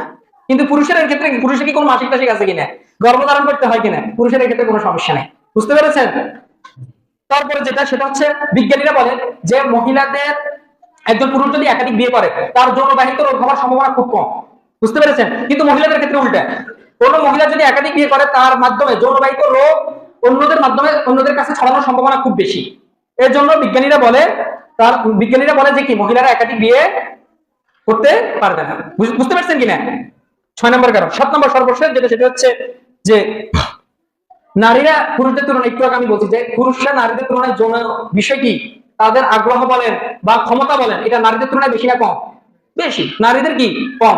পুরুষ এবং নারীর যৌন যে বিষয়টা, যে আগ্রহটা, এটা সমান না, এটা পার্থক্য আছে। এখন একজন নারীর এটা নাই, মনে করেন কম, পুরুষের হচ্ছে বেশি, তার আবার চিন্তা করেন 4 জন পুরুষ, ওই নারীর এমনিও কি তার যৌন আগ্রহ কম, সে সর্বোচ্চ দেখা গেছে যখন একজনের কাছে যাবে সে বলবে যে কি আমি আর কি পারবো না, তার সমস্যা হবে কি হবে না? হবে। আপনারা দেখে এখানে এলাকার মানুষ মানে অনেক লজ্জা পাইতেছেন, কিন্তু আমার বলতে লজ্জা লাগতেছে না, কারণ হচ্ছে কি এই সমস্যাটা অনেক দেখা যাইতেছে। আপনারা হয়তো গ্রামগঞ্জে থাকেন, আপনারা মাশাআল্লাহ অনেক ধার্মিক মানুষ, হ্যাঁ, সহজ সরল মানুষ, আপনারা এগুলো জানেন না। টাউনে গেলে দেখবেন নারীরা কিরকম বলে, সরাসরি পুরুষের মুখের উপর বলে দেয়। ইসলাম কে কিরকম ধর্ম, ইসলাম বিদ্বেষীরা যে পুরুষদের একাধিক বিয়ের কথা বলছে, নারীদের কথা বলে না। এই জন্য আমার এখন এগুলো বলতে লজ্জা লাগে না, আমারও প্রথমত লজ্জা লাগে যে কিরকম মহিলা, লজ্জা শরম হায়া শরম কিচ্ছু নেই। এখন এটা উত্তরের মাধ্যমে কি সে সন্তুষ্ট হবে? তাকে যৌক্তিক উত্তর দিতে হবে। এই জন্য মহান আল্লাহ তাআলা এই 7টা কারণে, আর অনেক কারণ থাকতে পারে, এই কারণগুলোতে কি মহান আল্লাহ তাআলা নারীদেরকে কি করে নাই, একাধিক বিয়ে করার অনুমোদন দেয় নাই। তারপর 6 নম্বর যে বিষয়টা নিয়ে আলোচনা করবো সেটা হচ্ছে যে ইসলামে একাধিক বিয়ে নিয়ে এটা যত ভুল ধারণা কিছু চেষ্টা করবো, সেটা হচ্ছে যে অনেক নারী মনে করে যে ইসলাম মনে হয় পুরুষদেরকে মনোরঞ্জন করার জন্য, আনন্দ করার জন্য এই বিধানটা দিছে। না, যদি আল্লাহ তাআলা যদি এই বিধানটা এই জন্য দিত তাহলে কি শর্ত জুড়ে দিত? না, শর্ত জুড়ে দিত না, তাহলে তো সবাই পারতো। সকল পুরুষ দেখা গেছে যার মনে চাইতেছে একাধিক বিয়ে করবে সে করবে না। এই জন্য আল্লাহ তাআলা কি করেছেন, যেহেতু শর্ত জুড়ে দিয়েছেন যে সকল পুরুষ এটা পারবে না, তার মানে কি এটা মনোরঞ্জনের জন্য আল্লাহ তাআলা এটা দেয় নাই। তারপর অনেক নারী আছে বা পুরুষ আছে মনে করে যেটাতে বৈষম্য সৃষ্টি হবে, এটাতে বৈষম্য সৃষ্টি হবে। বৈষম্য তখন সৃষ্টি হবে যদি দায়িত্ব না দেওয়া থাকতো, ঠিক কিনা? আপনি যদি আপনার যদি একাধিক স্ত্রী থাকে, আপনি প্রথম স্ত্রীর যেরকম দেখবেন তার যেরকম অধিকার আপনি দিতে হবে, যে লাস্ট স্ত্রী 4 নম্বরের স্ত্রী মনে করেন তার কোনো বংশমর্যাদা নাই, সে গরিব, তাকেও কি একই মর্যাদা দিতে হবে। তো কোনো বৈষম্য কি সৃষ্টি হবে কি হবে না? কোনো বৈষম্য সৃষ্টি হবে না। 3 নম্বর যে ভুল ধারণা সেটা হচ্ছে যে কি আধুনিক সমাজের সাথে এই একাধিক বিয়ে এটা যায় না। এখন আমার পাল্টা প্রশ্ন তাদেরকে, এই যে এত লক্ষ নারী, আমি বললাম না যে রাশিয়াতে প্রায় 8 কোটি, আমেরিকাতে প্রায় 53 লাখ, এই ব্রাজিলে প্রায় কত 36 লাখ, বাংলাদেশে প্রায় 16 লাখ নারী, তাহলে এই নারী আধুনিক সমাজের সাথে যেটা এটা যাচ্ছে না, তাহলে আপনি এই সকল নারী কি ব্যবস্থা গ্রহণ করবেন? এই আধুনিক সমাজে আপনি কি ব্যবস্থা গ্রহণ করবেন? তাদের কোনো ব্যবস্থা গ্রহণ করতে পারবে না, একাধিক বিয়ে সিস্টেম দ্বারা সে কোনো ব্যবস্থা আপনি বলতে পারবে না। বুঝতে পেরেছেন? তারপরে 4 নম্বর যে বিষয়টা সেটা হচ্ছে কি যে এই যে ভাই আপনারা একটু অনুগ্রহ করে একটু মনোযোগ দেন, আর বাচ্চারা তোমরা কথা বলিও না। যে এই বিধানটার কারণে কি হয়, নারীরা পুরুষ মহিলার সমান অধিকার নিশ্চিত হয় না। অনেকে বলে না, যারা বিশেষ করে নারীবাদী মানুষ আছে, যে পুরুষ মহিলার সমান অধিকার নিশ্চিত হচ্ছে না। ভাই, সমতা বা সমান অধিকার এটা সবসময় কি হয় না, ন্যায়সঙ্গত বিষয় নাও হতে পারে। এই যে আমি আপনাদেরকে কিছুক্ষণ আগে বললাম, মনে করেন আপনার 2 জন সন্তান আছে, একজন সন্তানের উচ্চতা হচ্ছে 5 ফুট, আর একজন সন্তানের উচ্চতা হচ্ছে কি 6 ফুট। এখন আপনি যদি তাদের সমতা বিধানের জন্য একই ধরনের জামা কাপড়, একই উচ্চতার জামা কাপড় পরান, বিষয়টা কিরকম লাগবে? মনে করেন তার 5 ফুট আছে, আপনি যদি তাকে 6 ফুট, যেহেতু তোর ভাইয়ের জন্য আমি 6 ফুট জামা কিনছি, তুই 6 ফুট জামা পরতে হবে, এটা কি ন্যায়সঙ্গত হলো? তো সবসময় সমতা, সমান অধিকার ন্যায়সঙ্গত হয় না। একজন মানুষ সে অনেক হাট্টা মানুষ, ঠিক আছে, মনে করেন ভাই, আমাদের ভাই, উনি মনে করেন 50 কেজি ওজনের জিনিস বহন করতে পারে। এখন আমি যদি এই বাচ্চাটাকে বলি যে তুমিও পুরুষ, ঠিক আছে, তুমি 50 কেজি আগলাইতে হইব, তুমিও 50 কেজি আগলাইতে হইব, যেহেতু তোমরা দুজনেই পুরুষ, এটা কি ন্যায়সঙ্গত হলো? ন্যায়সঙ্গত হলো না। আপনাকে খেয়াল করতে হবে, ওনার একটু শক্তি বেশি, ওনাকে একটু বেশি দেওয়া যায়, এর শক্তি কম, একে হয়তো 5 কেজি বা 2 কেজি বা 3 কেজি দেওয়া যায়, ঠিক কিনা? এই জন্য সবসময় সমান অধিকার এটা ন্যায়সঙ্গত বিষয় না। এই বিষয়গুলো ইনশাআল্লাহ। তো আরেকটা জিনিস সেটা হচ্ছে, অনেকে মনে করে ইসলামে একাধিক বিয়ে এটা হচ্ছে কি মনে হয় ফরজ, এটা কোনো ফরজ না, আমি একটু আগে বলছি, এটা হচ্ছে কি মুবাহ, জায়েজ, অনুমোদন। তারপর আবার অনেকে মনে করে যে ভুল ধারণা আছে, মনে হয় ইসলাম একাধিক বিয়ে করতে উৎসাহিত করে না, ইসলাম একাধিক বিয়ে করতে কি করে না, উৎসাহিত করে না, নিরুৎসাহিত করে না, এটা অনুমোদন, ব্যাস, অনুমতি আছে, এটা অনুমতি আছে। আল্লাহ। তারপরে আরেকটা পয়েন্ট সর্বশেষ যেটা, সেটা হচ্ছে যারা এই বিধানকে অস্বীকার করে, যারা ইসলামের এই একাধিক বিয়ে এটাকে অস্বীকার করে, অপছন্দ করে, অথবা ঠাট্টা বিদ্রুপ করে, তাদের বিধান কি? ওলামায়ে কেরামের সর্বসম্মতিক্রমে সকল ওলামায়ে কেরাম এই ব্যাপারে একমত, যারা এই বিধানকে অপছন্দ করে, অস্বীকার করে, বা এটাকে নিয়ে ঠাট্টা বিদ্রুপ করে, তারা আর মুসলিম থাকতে পারে না। মহান আল্লাহ তাআলা বলছেন যে ওয়াল্লাযীনা কাফারু ফাতাসাল্লাহু আদাল্লাহু আমালাহুম, তারা কাফের হয়ে গেছে এবং তাদের জন্য রয়েছে দুর্ভোগ। কেন তারা কাফের হয়ে গেছে? তাদের কাফের হয়ে গেছে এবং তাদের সমস্ত আমল আল্লাহ তাআলা কি করে দিয়েছেন? বরবাদ করে দিয়েছেন। যারা এই সকল বিষয় করে, অস্বীকার করে, তারপরে যারা অপছন্দ করে, এক্ষেত্রে মহান আল্লাহ তাআলা বলছেন যে যালিকা বিআন্নাহুম কারিহু মা আনজালাল্লাহ ফাআহবাতা আমালাহুম, এই কারণে যে মহান আল্লাহ তাআলা তাদেরকে মানে আল্লাহ তাআলা যা নাযিল করছেন তারা কি করে? অপছন্দ করে, এই জন্য মহান আল্লাহ তাআলা তাদের আমল কি করে দিয়েছেন? বরবাদ করে দিয়েছেন। তো এই ক্ষেত্রে ওলামায়ে কেরাম বলে যে ব্যক্তি অস্বীকার করবে, অথবা আল্লাহ তাআলার এই বিধানকে অপছন্দ করবে, অথবা বলবে যে এটা বর্তমান সমাজের সাথে যায় না, এটার বিরোধিতা করবে, সে কি আর মুসলিম থাকতে পারে না। এখানে আবার একটু কথা, সেটা স্বাভাবিকভাবে মহিলারা যখন শুনে যে তার স্বামী একাধিক বিয়ে করবে, তার মন খারাপ হয় কি হয় না? হয়। তো এই ক্ষেত্রে এটার জন্য আল্লাহ তাআলা পাকড়াও করবে না, কারণ এটা মানে হচ্ছে সে এটা অস্বীকার করতেছে না, তার একটু খারাপ লাগে, তার একটু কি মনটা খারাপ হয়ে যায়। যেমন একটা উদাহরণ দিই, মনে করেন যে আমরা স্বাভাবিকভাবে যখন অসুস্থ হই আমাদেরকে ডাক্তারকে ইনজেকশন দেয় কি দেয় না? দেয়। কিন্তু আমি জানি এই জিনিসটা আমার জন্য, ইনজেকশন দিলে আমার শরীর ভালো হবে, আমি জানি কি জানি না? জানি। কিন্তু তারপর আমরা এটাকে অপছন্দ করি কি করি না? করি। ঠিক না? মানে যে আমি চাই যে রে যদি ইনজেকশনের মাধ্যমে না হয় যদি অন্য কোনো মাধ্যমে ওষুধটা দেওয়া যায়, যেটা কি, কিন্তু ইনজেকশনের মাধ্যমে আমি কেন নিচ্ছি? কারণ এটা আমার শরীরের জন্য ভালো। তো আমাদের নারীরাও যদি, পুরুষরাও যদি কি, যে হয়তো এটা তারা মনে করতেছে এটা কি তাদের জন্য এটা খারাপ লাগতেছে, অপছন্দ হচ্ছে, একটু ভালো লাগতেছে না, মন টানতেছে না, কিন্তু তারা যদি এটা মেনে নেয়, এটা অন্যান্য নারীর জন্য ভালো নাকি খারাপ? ভালো। আপনি হয়তো আপনি মনে করতেছেন যে বোন এটা অত্যন্ত খারাপ হচ্ছে, আমার উপর জুলুম হচ্ছে, না, বিষয়টা বুঝে আল্লাহ তাআলা আপনার উপর জুলুম করতেছেন না।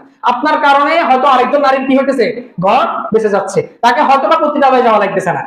কারণ অনেক নারী যখন সে আর কোনো উপায় পায় না, তখন কি করে, তার তো পেট বাঁচাইতে হবে, তখন সে অনেক সম্ভ্রান্ত মহিলা এরকম দেখা যায় যে সে কোথায় চলে যাচ্ছে, নাউযুবিল্লাহ, পতিতালয়ে চলে যাচ্ছে। এক্ষেত্রে আপনার মনটাকে একটু প্রশস্ত করেন, আল্লাহ তাআলার বিধানের কাছে আত্মসমর্পণ করেন, ইনশাআল্লাহ দেখবেন তখন আপনার মনে আর কিছুই হবে না।